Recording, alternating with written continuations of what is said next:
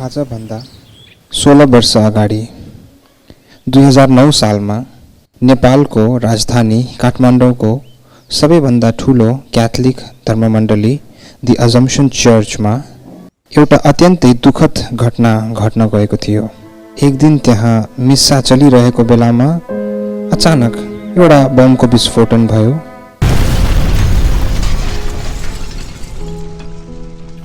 जसले गर्दा 3 जना मानिसहरूले आफ्नो ज्यान गुमाए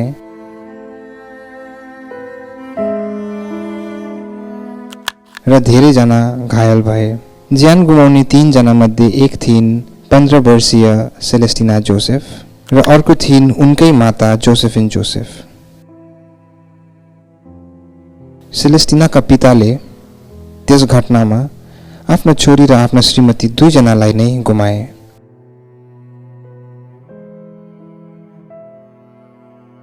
आज हामी उनकै एउटा बयान, उनकै एउटा साक्षी सुन्न गइरहेका छौं, जहाँ उहाँले आफ्नो घटनाको बारेमा आफ्नो एक्सपिरियन्स पनि बताउनुहुन्छ र आफूले कसरी उहाँले त्यो घटनाको पिछाडी जसको हात थियो उहाँलाई क्षमा पनि गर्न सक्नुभयो भन्ने कुरा पनि उहाँले जताउनुहुन्छ। आउनुहोस् उहाँको यो साक्षी हामी सुनौं र यसमा मनन चिन्तन गरौं।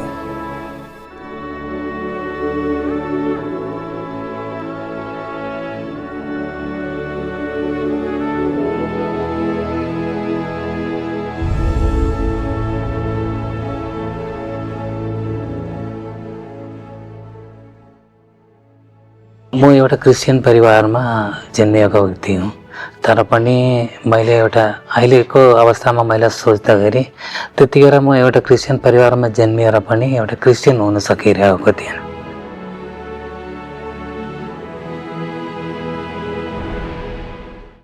मैं 2009 मा यो घटना घटेको थियो। हामी सबैजना परिवार सहित हामी चर्च आएको थियौँ। आउँदाखेरि चर्च आएर बसेर चर्च सुरु भयो। 9 बजे सुरु भयो। करिब 20 मिनट पछि यहाँ एउटा ब्लास्ट भयो।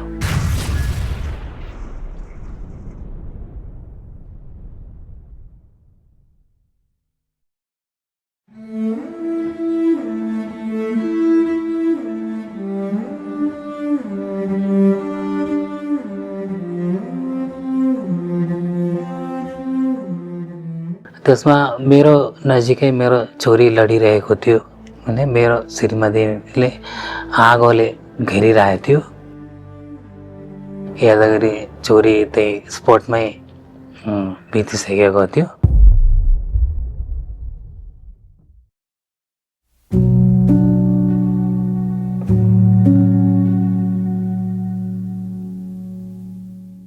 मेरो श्रीमतीको त्यो जलेको कारणले पुरै श्वास नलीहरू सबै अनुहार सबै जलिसकेको थियो।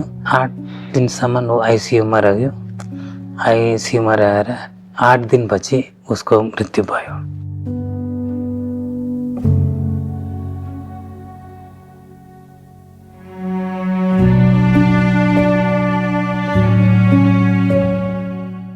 त्यहाँदेखि मेरो जीवनमा एउटा ठुलो परिवर्तन आयो।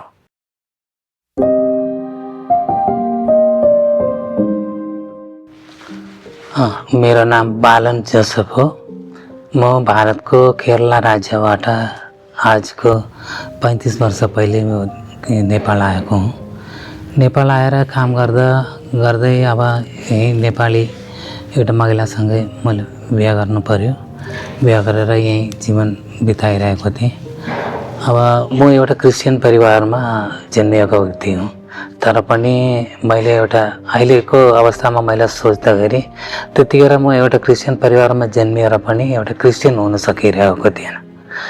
कारण त्यो जवानीका जोसमा कता हिँड्यो, गल्तीहरू गर्यो, पापहरू गर्यो, चर्च जान छोड्यो, यस्तो अवस्थामा थिएँ।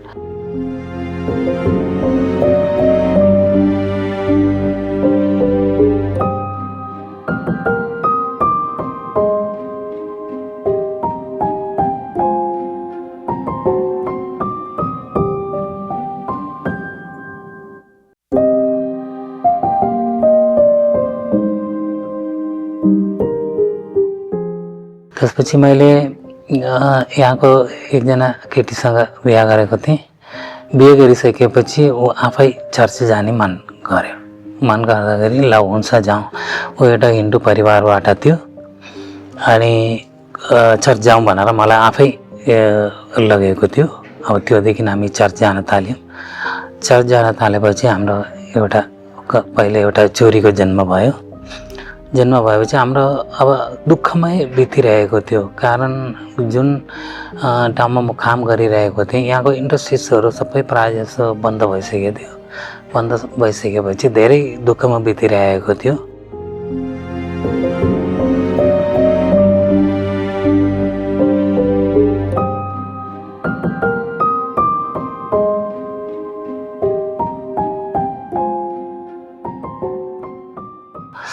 त्यसै गरी आजभन्दा 16 वर्ष पहिले 2009मा यो घटना घटेको थियो।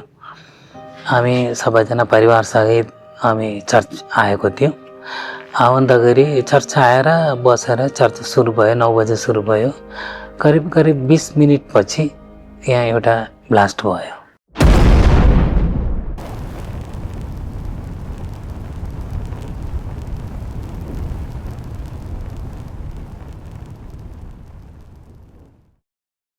ब्लास्ट भएपछि अब के कुरा भन्ने कुरा नै अब सोच्न सकिरहेको थिएन। म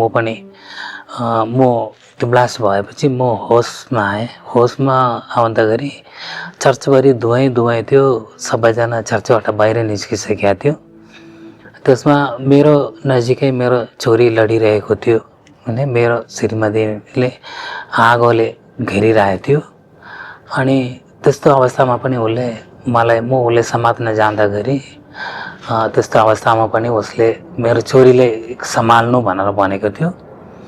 अब ऊ मबाट अलि टाढा गएर त्यो लडेर त्यही बेहोस भयो।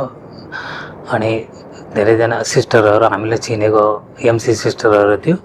उहाँहरू फलान व्यक्ति हो भनेर आएर उसले आगो निभायो। आगो निभाएपछि म पनि छोरीले चेक गरेर हेर्दाखेरि छोरी त्यही स्पोटमै बितिसकेको थियो।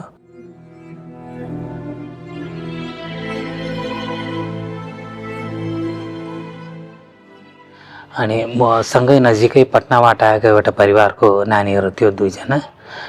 अनि तिनीहरू पनि त्यसै गरी एकदम घाइते भएर चटपटिरहेको थियो।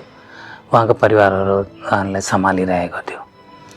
घटना यहाँ भयो। म हस्पिटलमा लग्यो। हस्पिटलमा लाँदाखेरि छोरी त स्पटमै बितिसकेको थियो। त्यसपछि 8 दिनसम्म मेरो श्रीमतीको त्यो जलेको कारणले पुरै श्वास नलीहरू सबै अनुहार सबै जलिसकेको थियो। त्यसैले गर्दा 8 दिनसम्म ऊ आइसियुमा रह्यो। आइसियुमा रहेर 8 दिनपछि उसको मृत्यु भयो।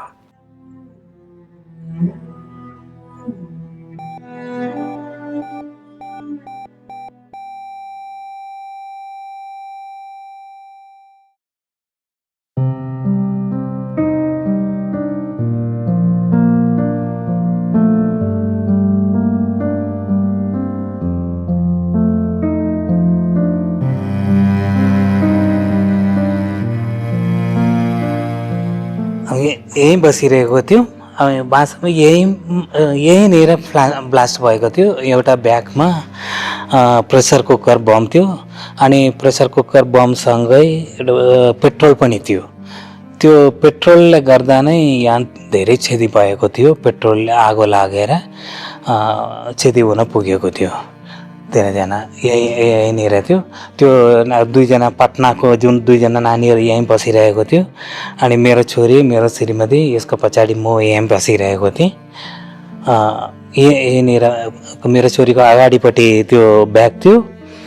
अनि त्यो ब्याग फर्किने बित्तिकै मैले देखेँ मेरो छोरीको यहाँनिर एउटा ठुलो फल परेको थियो। अनि फल परेर त्यो प्रेसर कुकरको टुक्राहरू त्यहाँ पेटभित्रै पसेको मैले देखेँ। अनि त्यसै गरी यो नानीहरूको 2 जनाको ब्याक साइडमा लागेको थियो। तिनीहरू त अब धेरै घाइते भएर 1 महिनासम्म त हस्पिटल बस्नुपर्ने भयो। अनि त्यसपछि उहाँहरू पटना गएर फेरि ट्रिटमेन्ट गर्नुभयो। यहाँ बस्छ एकजना नानी, उहाँसँगै बस्ने, यहाँ मेरो छोरीको झन् ठ्याक्कै अगाडिपट्टि बस्ने जुन बहिनी हुनुहुन्थ्यो दिपा प्याट्रिक भन्ने पटनाको, उनको पनि 1 घन्टापछि हस्पिटल लगेर 1 घन्टापछि मृत्यु भयो। त्यसरी हामी टोटल 14 जना यहाँ घाइते भएको थियो। 14 जनामा 3 जनाको मृत्यु भयो, बाँकी 11 जना त्यो घाइते भएर 1 महिनामा उहाँहरू ट्रिटमेन्ट गरेर राम्रो हुनुभयो।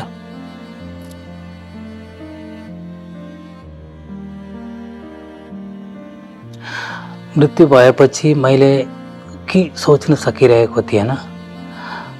उसको मृत्यु, छोरीको मृत्यु भएर उसको दाह संस्कार हुनेसम्म त ठिकै थियो। जब मेरो श्रीमतीको मृत्यु भयो, त्यो हस्पिटलबाटै उहाँको जुन परिवारहरू थियो, उसको जुन परिवारहरू थियो, सबै छुट्यो। छुट्टेपछि म र मेरो 2 जना छोराछोरी मात्र बाँकी रह्यो। त्यहाँदेखि मेरो जीवनमा एउटा ठुलो परिवर्तन आयो। मैले कुनै पनि कुराहरू सोचिरहेको थिएन, किन भन्दाखेरि म एउटा परदेशी भएर एउटा छोराछोरी यस्तो सबै गुमाएर एउटा छोराछोरी लिएर त्यहाँ जिउनु भनेको नि अलि धेरै गाह्रो थियो। अनि धेरै दुःखहरू झेलिरहेको थिएँ।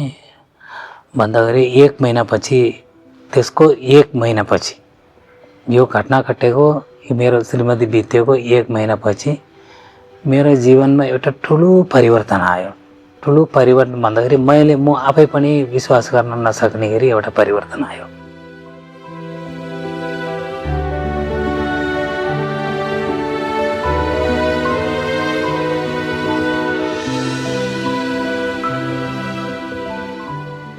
अब म भन्छु यो दुःखको घटनाहरू हाम्रो जीवनमा भइरहेको थियो। हुँदाखेरि धेरै दुःख भयो। बच्चाहरूलाई 3 जना बच्चाहरू पढाउन नसक्ने अवस्था हुँदा पनि हुँदाखेरि अब म एउटा फादरलाई कन्सल्ट गरेँ।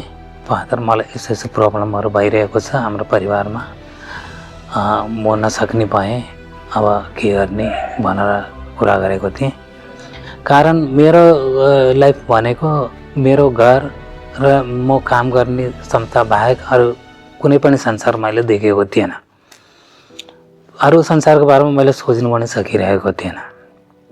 त्यो फादरले मलाई एउटा सल्लाह दिनुभयो, प्रार्थना गरिदिनु भयो। प्रार्थना गरेर उहाँले 9 दिनसम्म बिहान 6 बजे बिहानको मास कहाँ हुन्छ, तपाईँले सजिलो कहाँ हुन्छ, चर्च हुन्छ कि अन्यत्र ठाउँमा हुन्छ कि संस्थाहरूमा हुन्छ कि जानुहोस् भनेर मलाई सल्लाह दिनुभएको थियो। त्यो हिसाबले 2 जना जाने भनेको थियो, म र मेरो श्रीमतीले। अनि हामी 9 दिनसम्म त्यो नछुटाइकन मिसामा गएको थियौँ। एमसी सिस्टर कन्भेन्टमा बिहान 6:30 बजे मास हुन्थ्यो, उतिखेर त्यहीँनिर गएको थियौँ। त्यहीँनिर गएर हामी प्रार्थना गरिरहेको थियौँ। मेरो श्रीमतीको पनि अलि प्याटिगर सम्बन्धी अलिकति प्रब्लमहरू थियो। त्यो धेरै छटपटिरहेको थियो। डक्टरहरूलाई कन्सल्ट गर्यो, औषधि गर्यो, केही पनि हुन सकेको थिएन। एक दिन अचानक उसले बिहान उठेर मलाई भनेको थियो, म हिजो एउटा नराम्रो सपना एउटा देखेको थिएँ। हामी सुतिरहेको थियौँ, तब एकजना व्यक्ति, धाडी लगाएको एकजना व्यक्ति आएर मलाई हेरिरहेको थियो, जालबाट हेरिरहेको थियो। मैले अब त्यतिखेर त्यो चोरहरूको एकदम बिगबिग थियो। त्यो राति चोरहरू आउने, एकदम सताउने, चोरहरू लाने, त्यस्तो काण्डहरू भइरहेको थियो। उसले अब मैले त एउटा लट्ठी लिएर त्यो मानिसले त्यो जालबाटै खोजेको थिएँ, भाग जाऊ जाऊ भनेर खराएको थिएँ। मलाई बेसकनै खराएको थिएँ, तर त्यो मान्छे कुनै भेदभाव बिना मलाई नै हेरिरहेको थियो। तर त्यो मान्छे मैले त्यति सताउँदा पनि, लट्ठीले हान्दा पनि त्यो मान्छे त्यहाँबाट गएको थिएन। पछि म एकदम निन्द्रामा गएँ। अनि त्यसपछि यो व्यक्ति आफै जानुभयो भनेर भन्दै थियो। त्यतिखेर के भन्दाखेरि उसले 1 हप्तादेखि उसले छटपटिरहेको थियो। उसको पेटको बिमारीले गर्दा, पार्टीहरूको प्रब्लमले गर्दा त्यो एकदमै छटपटिरहेको थियो। रातभरि उसको निद्रा पनि थिएन। मैले यस्तो सोचेर हेर्दाखेरि मलाई त म एउटा क्रिस्चियन परिवारमा भएको कारण जन्मिएको कारणले कतिपय चमत्कार कुराहरू मैले सुनेको थिएँ। त्यतिखेर मलाई एउटा कुरा याद आयो, तिमी एकदमै बिमारीले गर्दा तिमी छटपटिरहेको थियो, त्यसैले गर्दा हेर त प्रभु येशू स्वर्ग छोडेर पृथ्वीमा आएर तिमीलाई हेर्न आएको, तिम्रो वेदना सहन नसकेर उहाँ स्वर्ग छोडेर पृथ्वीमा आएर तिमीले हेर्न आएको हो भनेर भनेको थिएँ। भन्दाखेरि त्यो एउटा साधारण कुरा जस्तो उसले मान्यो, छोड्यो। त्यसपछि नेक्स्ट विक उसको साथी एकजनाले बनियाटार भन्ने हाम्रै नजिक एउटा चर्च छ, बनियाटार भन्ने चर्चमा गएर छोरी लिएर गएर फर्केर आउँदाखेरि त घरमा आउनु बित्तिकै बस्कनै रोयो।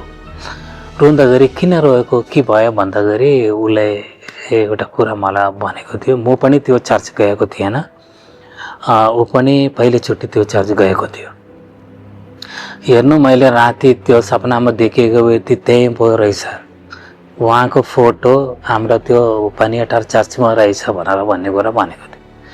त्यहाँको फोटो फेरि म गएर हेरेँ, म त्यो चर्च गएर हेर्दाखेरि त्यो फोटो अलि भिन्न किसिमको थियो, आर्ट गरेको थियो त्यो फोटो। हामी साधारण हाम्रो जिसस क्राइस्टको जुन तस्बिर हामी देख्छौँ, मूर्तिहरू देख्छौँ, त्योभन्दा अलिकति भिन्न किसिमको थियो। त्यसैले गर्दा उसैले पनि चिन्नु सकेन। अनि यो रुँदाखेरि मैले भनेको थिएँ नि तिमीलाई यस्तै ओ प्रभु येशू तिम्रो वेदना सहन नसकेर उहाँ स्वर्ग छोडेर आउनुभएको थियो भनेर, त्यही भएको थियो भनेर। त्यही एउटा घटना थियो कि त्यो सम्झेर म सम्झेर हेर्दाखेरि यो, अनि त्यसपछि करिब 9-10 दिनपछि यो घटना पनि भयो। घटना भएर 2 जनाको मृत्यु भएपछि त्यसरी म एकदम छटपटिरहेको थिएँ। किन भन्दाखेरि सबै गुमाइसकेँ। मेरो छोरी ठुलो छोरी थियो, आमा पनि थियो, घरको ठुलो टाउ 2 टाउको गएपछि त म यो त सानो बच्चाहरू लिएर म कसरी एक्लै जीवन बिताउने भन्ने कुरा थियो। काम पनि गर्नु पर्यो, घर पनि हेर्नु पर्यो भन्ने अवस्थामा म एकदम छटपटिरहेको थिएँ। मेरो मन अशान्त भइरहेको थियो।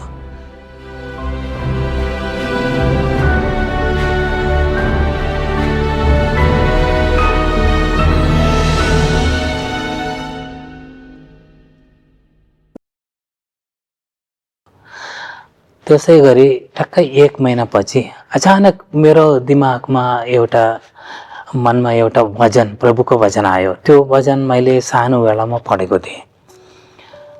म चर्चमा एक्टिभ पनि थिएँ उतिखेर, सानो बेलामा, जवान बेलामा। त्यो अचानक त्यो दिन मलाई त्यो याद आयो। म काम पनि गर्न सकिरहेको थिएन, त्यस्तो अवस्थामा मलाई त्यो भजन याद आयो।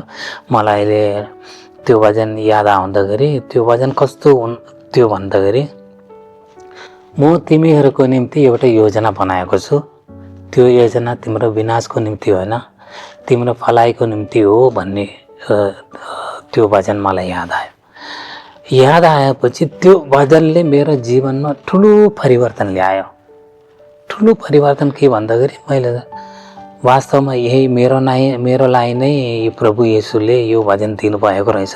किन भन्दाखेरि भजनलाई मैले खोजेको पनि थिएन, मेरो मनमा खेलाएर म बाइबल पढेर हेरेको पनि थिएन। अचानक मेरो जीवनमा त्यो पीडाको बिचमा मलाई भजन याद आउँदाखेरि मेरो जीवनमा एउटा परिवर्तन आयो। यो सबै प्रभु येशूको योजनाबद्ध तरिकाले भएको थियो।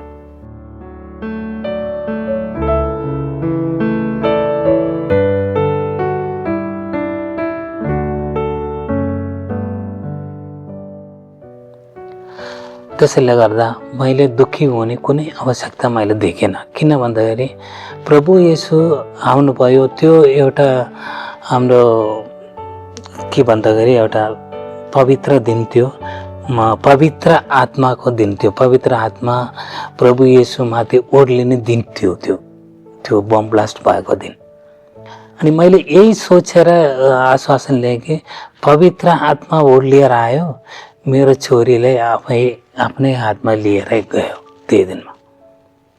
त्यसैले म भाग्यमानी हुँ। म एउटा गरिब दुःखी परिवारबाट यस्ता 2 जना शहीदहरू क्रिस्तीय शहीदहरूको जन्म हुने भनेको त म एउटा भाग्य लिएर आएको छु, प्रभुले मलाई त्यो भाग्य बनाइदिनु भएको हो भन्ने एउटा आफैमा एउटा आश्वासन लिएर म एकदम शान्त भएँ।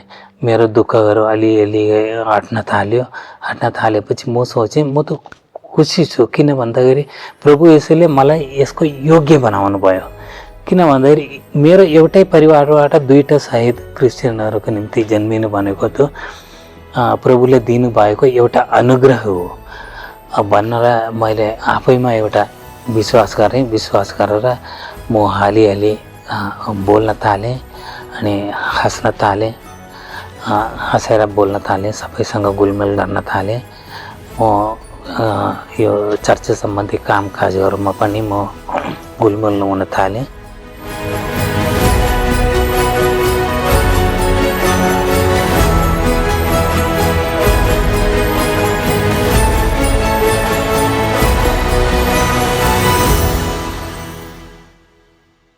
मैले पहिलोचोटि त्यो महिलालाई फेरि पुलिस चौकीमा भेटेको थिएँ। मलाई भेट्नलाई बोलाएको थियो आइडेन्टिफाई गर्नको निम्ति।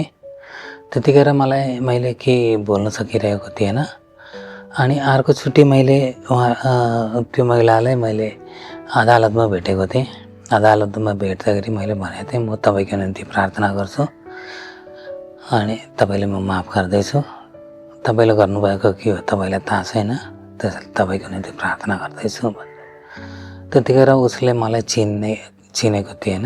अरू उसकै वकिलसँग सोद्धाखेरि यो फलान व्यक्ति हो जसको 2 जनाको मृत्यु भएको थियो भनेर म सबैले भन्न चाहन्छु।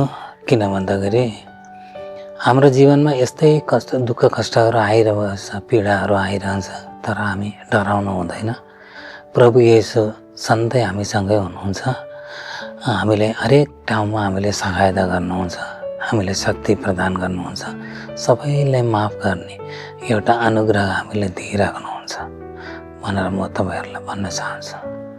किन सधैँ हामी प्रभुमा विश्वास गरौँ, हाम्रो सानोतिनो कुरामा उहाँलाई छोडेर नजाउँ। किन भन्दाखेरि हामी उहाँ हामीलाई होइन, हामी उहाँलाई छोडेर जानुहुन्छ। त्यसै गरेर हामी सधैँ प्रभुसँगै रहौँ, प्रभुको आशिष र अनुग्रहलाई चिन्न सकौँ अनि हाम्रो जीवन सुखमय बनाऊ।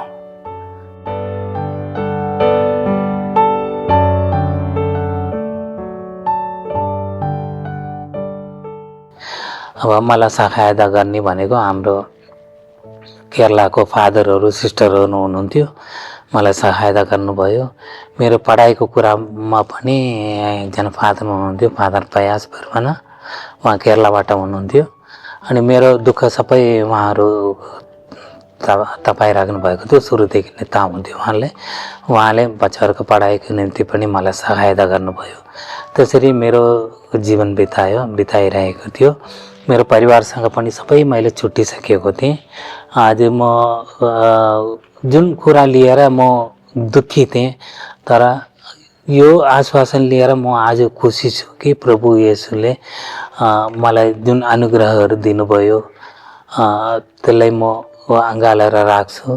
अनि त्यो दिनसम्म, त्यो घटना हुनेसम्म त म ठाडो थिएँ। प्रभु येशू एउटा क्रिस्चियन परिवारमा जन्मिएर पनि म उहाँबाट ठाडो थिएँ।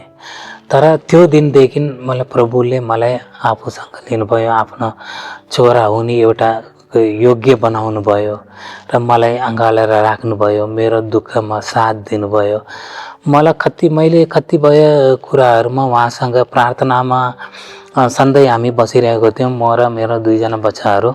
तब मैले एउटा कुरा मात्र प्रभुसँग मैले प्रार्थना गर्ने गर्थेँ, मलाई शारीरिक र मानसिक रूपमा शक्ति दिनुहोस्, बल दिनुहोस् प्रभु, ताकि म काम गर्न सकौँ, मेरो बच्चाहरूलाई म पाल्न सकौँ, तिनीहरूको जीवनयापन गर्न सकौँ भनेर।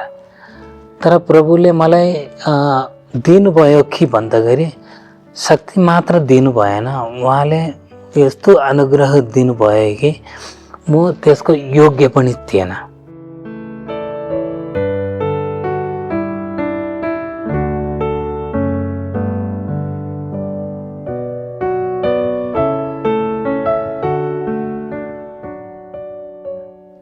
कतिपय मानिसहरू चाहिँ म माथि हाँस्न थाल्यो। किन भन्दाखेरि म हाँसेर कुरा गर्न थालेको थिएँ, सुरु गरेको थिएँ भन्दाखेरि सबैजना म माथि उल्टा हाँस्ने मान्छेहरू धेरै थियो। यस्तो दुःखमा पनि यो मान्छे यस्तो खुसी देख्नु भएको छ भनेर म माथि हाँसेको मान्छेहरू पनि छन्। तर म कसैको वास्ता गरेन। म एउटा कुरामा मात्र अडिरहेँ, मेरो प्रभुको योजना अनुसार नै यो भएको हो। कुनै योजना बिना उहाँले कुनै पनि काम गर्नुहुन्न। उहाँको योजना तरिकाले उहाँको इच्छा अनुसार नै यो भएको हो। त्यसैले गर्दा मैले दुःखी हुने कुनै पनि आवश्यकता छैन। त्यसैले गर्दा त्योदेखि म एकदमै खुसी हुन थालेँ, खुसी रहेँ। मेरो बच्चाहरूसँग पनि मैले खुसी रहेँ।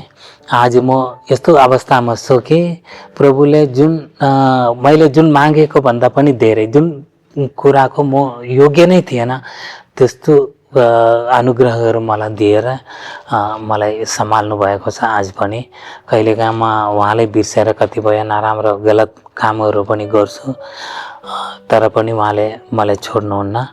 पछि 10-12 वर्षपछि म एक्लै धेरै दुःखी भएको कारणले कतिजना हाम्रो सिस्टरहरू फादरहरू मिलेर एकजना महिलालाई मेरो लागि कुरा गरेर उहाँले बिहा गराइदिनु भयो। उहाँ पनि श्रीमान बिहे गरेर श्रीमान 2 महिना 3 महिना सायद होला बितेर अब 8-9 वर्षसम्म एक्लै जीवन बिताउनु भएको एउटा स्त्री थियो। त्यसै गरी म पनि अब त्यसै गरी जीवन बिताइरहेको थिएँ। दुईजनालाई मिलाइदिनु भयो। हामी चर्चमै हामी आशिष लियौँ। उहाँ पनि एउटा क्रिस्चियन परिवारबाटै हो, धरानको एउटा क्रिस्चियन परिवारबाटै हो। उहाँसँग म अहिले जीवन बिताइरहेको छु। हामी खुसी छौँ। प्रभुले मलाई धेरै आशिष दिनुभयो, मेरो परिवारलाई, मेरा बच्चाहरूलाई। मैले सधैँ प्रार्थना गरिरहेको थिएँ, मेरो लागि होइन, मेरो बच्चाहरूको निम्ति। मेरा बच्चाहरूलाई अनुग्रह र आशिषले परिपूर्ण पारिदिनुहोस् प्रभुले, सबै कुराहरूमा सुरक्षित राखिदिनुहोस्, सँगै रहनुहोस् भनेर। त्यसै गरी मेरो ठुलो छोरीको यो जुन कान्छी छोरी छ अहिले जुन लास्ट इयर उसको बिहे पनि भयो। ऊ जर्मनमा छ, आफै गएको थियो। जर्मनमै उहाँ मन पराएको एउटा केटासँग बिहा गर्यो। ऊ पनि ज्वाइँ पनि, उहाँ पनि नेपाली नै हुनुहुन्छ। तिनीहरू पनि आज खुसी छन्। त्यो पनि मैले विश्वास गर्छु कि मेरो प्रभुले मलाई छोड्नु भएन। उहाँले मलाई र मेरा बच्चाहरूले धेरै आशिष र अनुग्रहले परिपूर्ण पाइरहेको छ र अहिले पनि मलाई उहाँले सम्हाल्नु भएको छ, मेरो परिवारले सम्हाल्नु भएको छ भनेर।